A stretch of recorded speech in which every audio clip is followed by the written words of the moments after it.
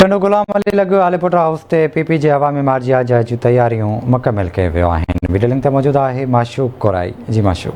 जी असीं हींअर मौजूदु आहियूं टंडो गुलाम अली वेझो आलेपुर हाउस ते, जिते जाम अली असगर आलेपुर वटि बिलावल भुट्टो ज़रदारी जेको राज जो क़याम कंदो, उन सिलसिले में तैयारियूं मुकमल कयूं पियूं वञनि, जिते इंतिहाई सिक्योरिटी सख़्तु कई वई आहे, जिते 4 SSB मुक़ररु कया आहिनि। SSB थरपारकर हसन सरदार न्याज़ी, SSB बदीन शाहनवाज़ चाचड़ साहब, SSB टंडो लायार, SSB टंडो मोहम्मद ख़ान बि मुक़ररु कयो वियो आहे। हिते DSP जेके सिक्योरिटी लाइ मुक़ररु कया विया आहिनि, ऐं जेका ईंदड़ लॉन्ग मार्च आहे उन्हनि जी अवाम जी सिक्योरिटी लाइ 1000 पुलिस एहलकार मुक़ररु कया विया आहिनि।